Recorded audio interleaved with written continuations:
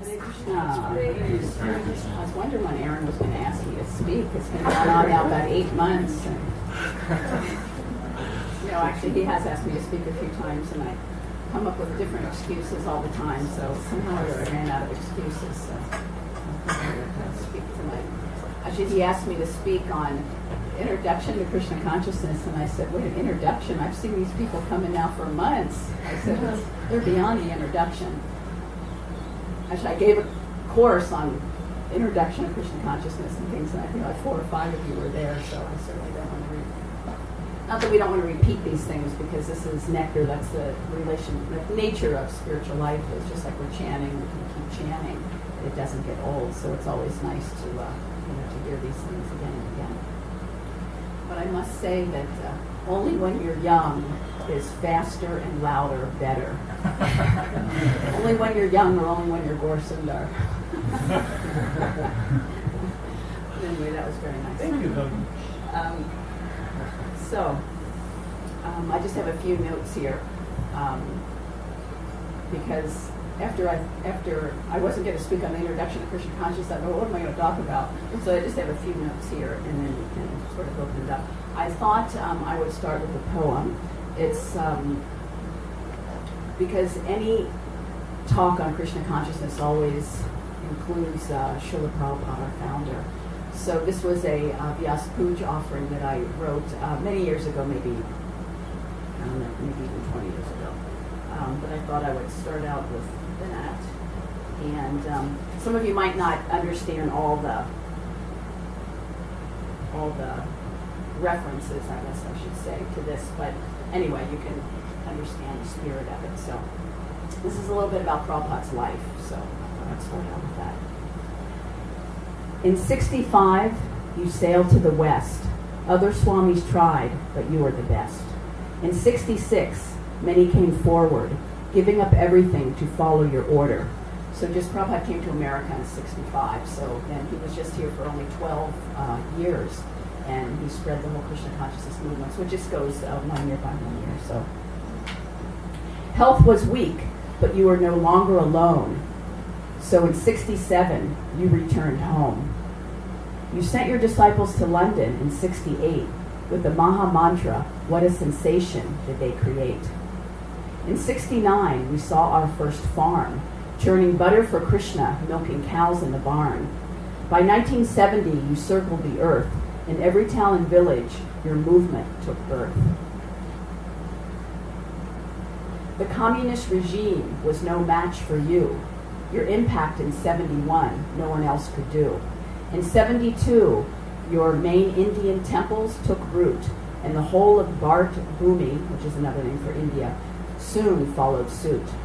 After a hard struggle, victory was sweet. In 73, Mr. N was finally beat. That's when Prabhupada got the Bombay temple. Then in 74, the BBT party was created. Such exposure for your books was unabated. 75 saw book distribution soar, and all devotees strive to have a big score. Lord Jagannath rode down 5th Avenue in 76 as all of New York City looked on transfixed. Then in 77, our worst fears were met. You left us before we could repay our debt. So since that time, till 99, I am praying to please you, but still far behind. You've given your life, so let me give mine. Be finished with Maya and give all my time. You gave us the formula for perfect success. Follow your instructions and spread Krishna consciousness. Right.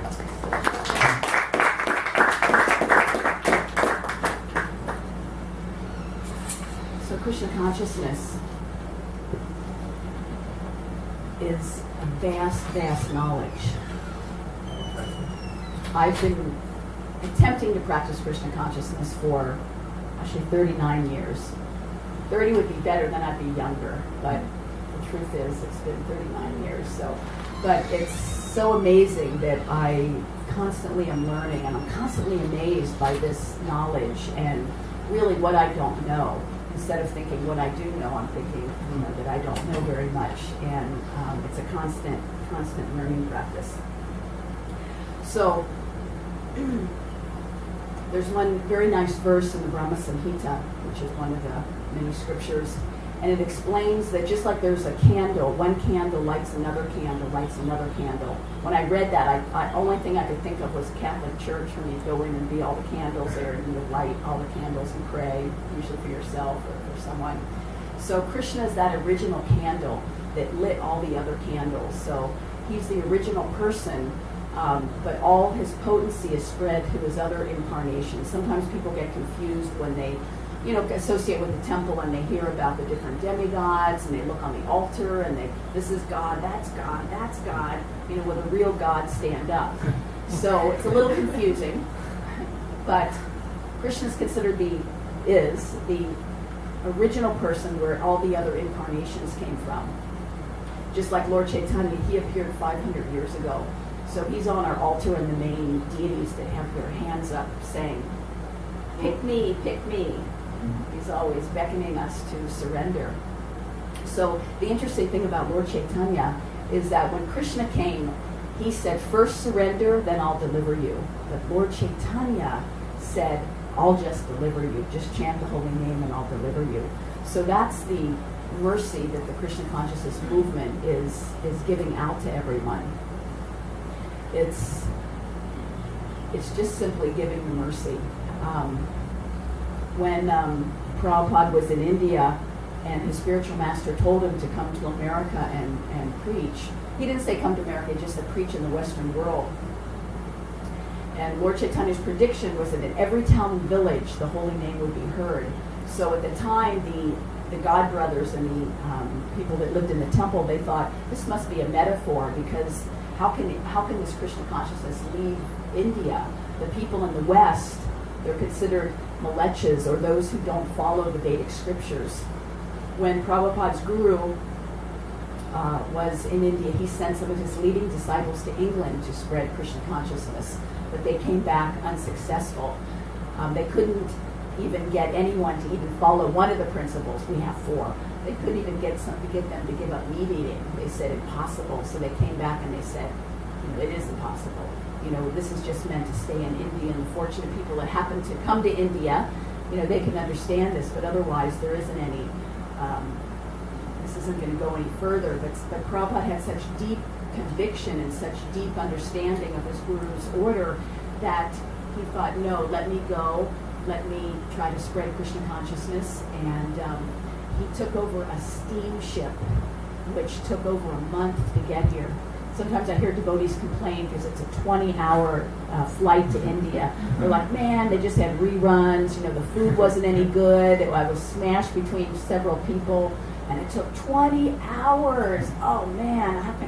But here Prabhupada was enduring as an old man on a ship, a steamship, not one of these luxury liners where they got the 3 pools and, the Disney characters are there, whatever it is to entertain us. But this is a steamship. So Prabhupada went through great endeavor, and he didn't even know anyone. When he got off the ship, he didn't know which way to turn.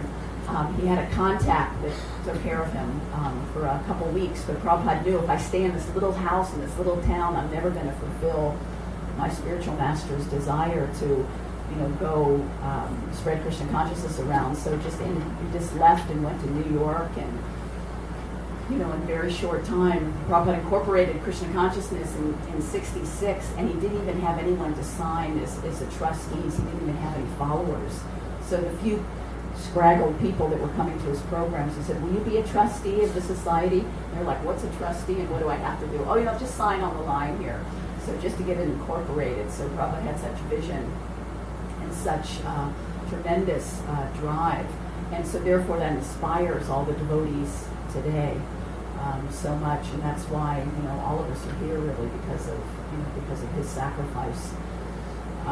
It's difficult to give of yourself. There's a really nice story from the Mahabharata, and there was a king. His name was King Shibi, and so a little bird came.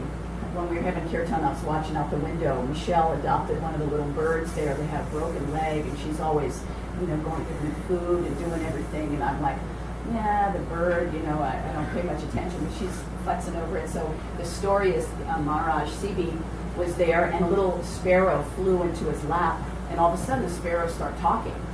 And Sparrow said, this hawk is after me. You have to protect me. I'm one of your subjects too. You're the king. You're supposed to take care of me. And he said, oh, my dear bird, certainly I'll protect you. Don't worry. So then the hawk comes and says, wait a minute. I'm also one of your subjects, and that's my meal. What are you going to do for me? So he was saying, so the king said, you can have my whole storage room. It has tons of food, everything you can imagine. He said, that's human food. He goes, I want that flesh there. And you have to give it to me because you're the king and you're protecting me also. So then Maharaj said, okay, I'll give you some of my flesh. As much as the little bird weighs, I'll give you my flesh to eat. So he said, okay, that's okay, I'll take that. So they set up a little scale, put the little birdie on the scale, and the king actually took a little bit of skin off of his leg and put it on the scale, but it didn't do anything. So he took a little more off. Still, the little sparrow was weighing more, and he's taking more off and more off. And then finally the king sat on the scale. But still the little bird weighed more. And then the demigods appeared as the sparrow and the hawk, saying, we were just testing your determination. We were testing your desire to actually want to protect and to serve and to sacrifice your own self, and you certainly passed. So, whatever we're asked to do, it's certainly not cutting our own flesh. But it's even whatever it is, it's difficult, like to give our time, to give up a little sleep, to give up a little money, to give up any of these things is very, very difficult for us. But when we have a good example, then it becomes a little more doable. There's there's a nice quote that I wrote that I really a couple things I wanted to say. A nice in kind of a nutshell about ISKCON's purposes was really beautiful, so I thought I'd just read this. The aim of the Krishna consciousness movement is to acquaint all people of the world with these universal principles of God realization, so that they may derive the greatest benefit of spiritual understanding of unity and peace. Especially important is the human form. And so therefore, okay, so that was it. So I was thinking about that and thinking how very broad-minded that is, because many groups, want to say that this is the only way, or you have to follow this, but Prabhupada was presenting Krishna consciousness in a very liberal way, and a very way that anyone can take to it, because these principles are universal to everyone, because everyone's looking for that peace, everyone's looking for unity, but we see we're getting just the opposite with the way people are. This was also something very nice, a quote. Don't let your speech or actions be a cause of distress. There is already so much distress in this world. Better to use your words and deeds to benefit and comfort others. So isn't that beautiful? Because the natural tendency, is to, take retaliation, get upset, do things to, get back at someone. I mean, that's what all these wars are about. Centuries and centuries ago, you attacked my forefathers, so therefore now I'm going to retaliate and attack you. And what's the benefit? So many people are injured and hurt. And so really, as a spiritual person, all our actions, our words, our deeds should be to benefit others. And if that's the case, then what a happy world this would be. Because you can see that people are very frustrated and they're very, they're not happy and they're not peaceful because there's not many loving relationships there. So as devotees, as aspiring devotees, we want to try to be that good association. We want to try to be that loving friend to all living entities, not just the humans, as that story was saying, but all living entities.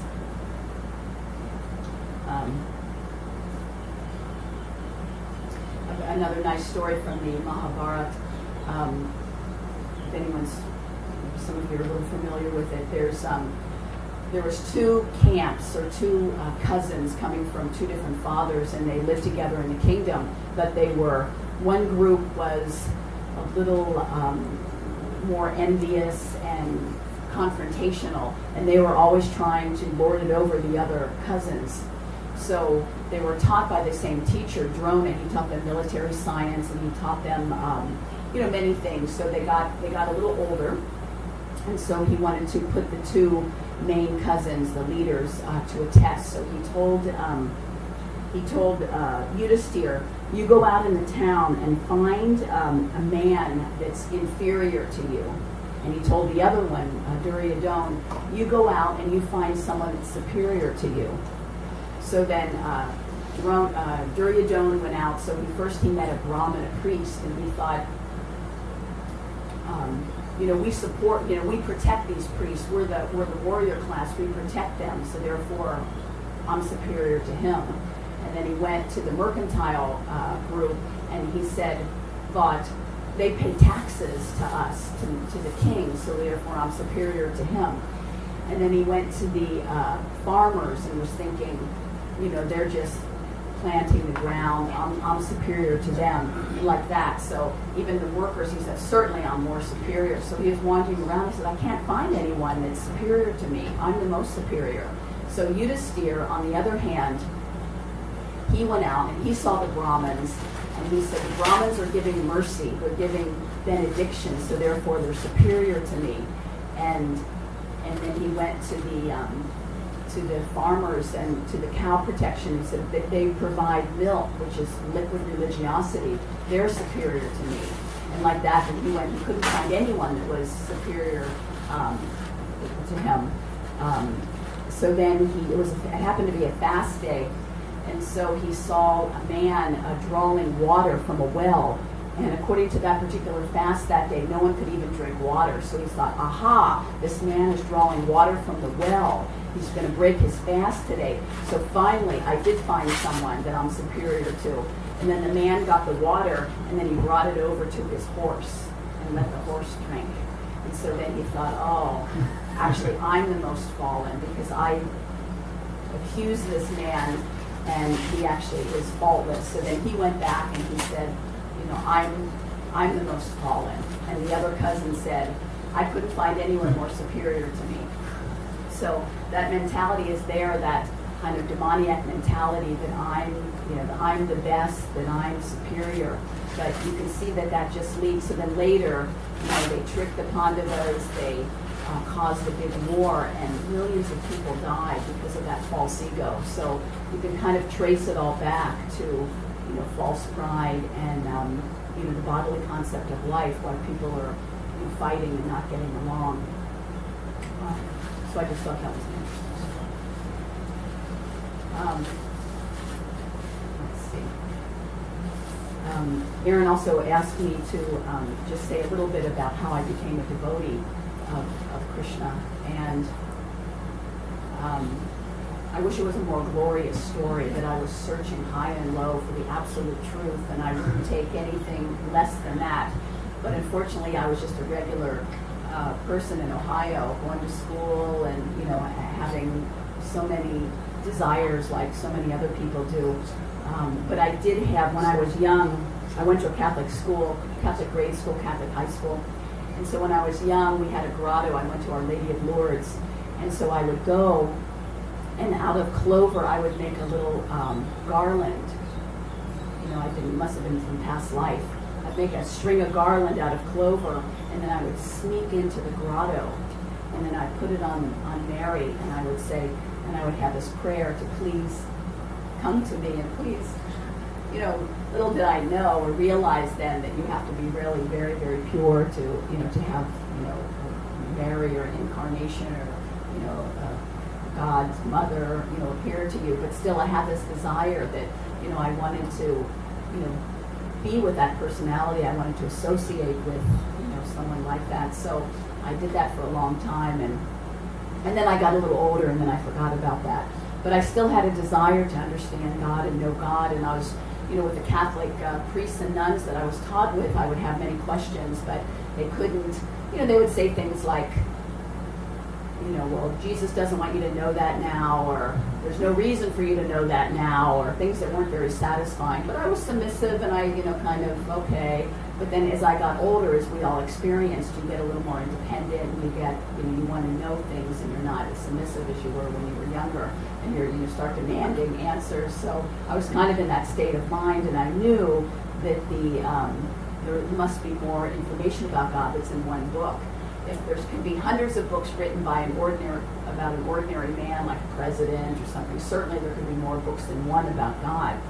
So because I was open like that, I actually, was able to get in touch with devotees. But my first encounter was actually hitchhiking, and I met a devotee that gave us a ride, and I thought that was my last ride in my life because it totally freaked me. It's a shaved head and pictures of gods with all kinds of heads and arms and animal heads, and got the incense was billowing, and the kirtan was on. It was like Aaron's kirtan. Got in the car and bum, bum, bum, bum, bum, bum, and I thought, okay, this is it. This is my final ride. I was not at all exposed to Krishna consciousness or anything. I was kind of like a sheltered life. So anyway, that was my first exposure to Krishna consciousness. But then later, because I was opened up to it, then I was aware of devotees and that they were distributing books and like that. So, but it was quite interesting because there wasn't any temple there, but there was just a traveling bus. And they converted the bus into a temple. They had a temple room, they had a kitchen, they had everything there, and so they had programs. So after work, my one and only job in my life, besides serving Mr. Frosty ice cream when I was 12, I met the devotees again downtown, my town, and would go to their evening programs, and got my first real prasadam from them, and like that. And like many of us that became devotees because we did everything with our friends. We hung out with guys, went to movies, took drugs. And so I thought naturally my friends would all love Krishna consciousness, but one by one, I took them and then they weren't my friends anymore. So like that. So then I wanted to be where Prabhupada was because he was the founder and it was so exciting. And so I went out to Los Angeles to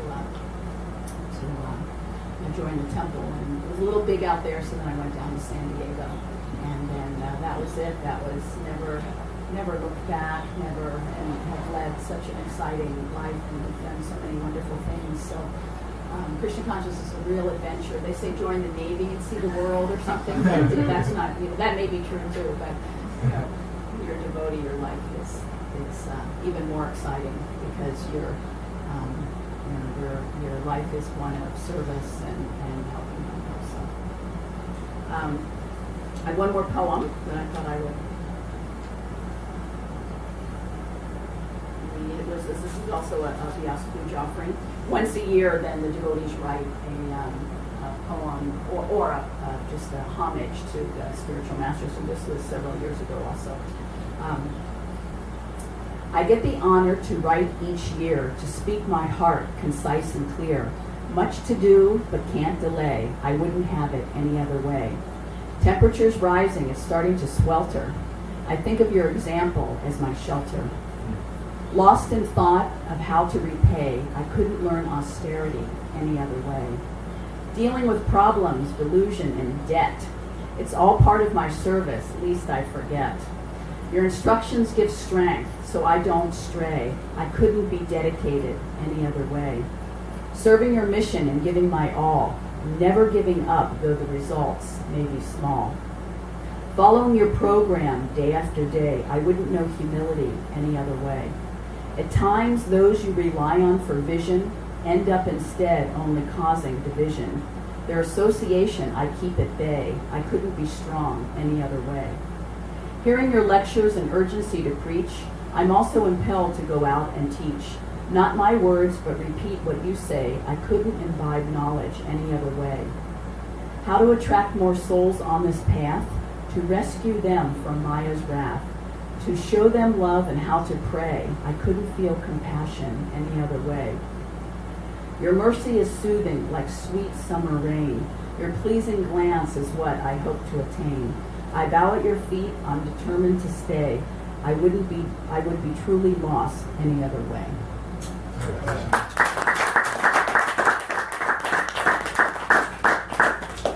So I thought next presentation, if Aaron invites me back after this one, I want to do one on women gurus and women's position in our disciplic succession in history and also currently in our movement. So that might be a little kind of exciting. So, any comments or questions or feedback or yes? Thank you very much. I was hoping you might elaborate a little bit on your actual initiation. Okay, that was kind of interesting. I joined, at the time I joined us, there's also a group of ladies that were also joined around the same time. So there was about 6 of us, and we, did everything together. We did book distribution together, and we did Harinam together. So we were all close. And so the temple president was going to India, and so he was taking our names to ask Prabhupada, which was the custom that the temple president would request, either in a letter or personally. I have these devotees, this is their names, will you initiate them? And he would agree and give the names or say when you could meet him or join him for a fire sacrifice. So our temple president went to India and got back, and we were kind of excited, waiting to see what he was going to say and what Prabhupada said. And so he called me in the room, and I said, oh, this is, I'm pretty special. He's just calling me in this month, and maybe Prabhupada has a special message for me. And so he said, I have to tell you something. I forgot to give your name to Prabhupada. And he was serious. I was like, wow, how did you do that? And he said, well, it was really, I didn't have much time, and I was just jotting it down, and I was kind of nervous, and I only put down, 5 or 6 of the girls, and I didn't have your name, so you can't get initiated next week with the rest of the devotees. And I was like devastated. And I was trying not to take it too hard. And right before that, everyone has to write a letter, for initiation and request initiation. And while I was writing, I was like saying, actually I don't follow so strictly. I was living outside actually the temple at that time. And I said, I don't come all the time, I don't do this, I don't do that. And I'm looking at the letter and I'm like, wow, I'm not really qualified to get initiated. But that doesn't matter, I'll get initiated anyway.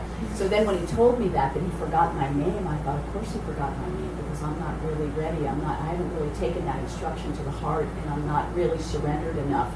So at that point I got a little serious. And so my temple president said, I'll write to Prabhupada, and maybe it'll catch up with him. Prabhupada used to travel so quickly. He traveled the earth 14 times in the 12 years he was here. So, and he would spend sometimes 1 or 2 days at each temple and go to the next country and the next country. So especially back then, can you imagine writing a letter to India and then having someone forward that letter to Japan and then miss him in Japan and then I just thought, that's it, I'm just not going to get initiated. So about a month later, he calls me into the room and said, I got an answer from Prabhupada. He said, it's like a miracle that the letter got to him, and he answered it and sent it back, and he gave me your name and like that. So he said, he goes, you have a choice. He said, we can do a fire sacrifice next week, just you, and have your initiation, or you can wait when Prabhupada comes to San Francisco, which would be in about 3 months. And so I just thought for about a second. And then I said, no, I'll just take initiation now. I'll still see him in San Francisco, but you couldn't cook unless you were initiated.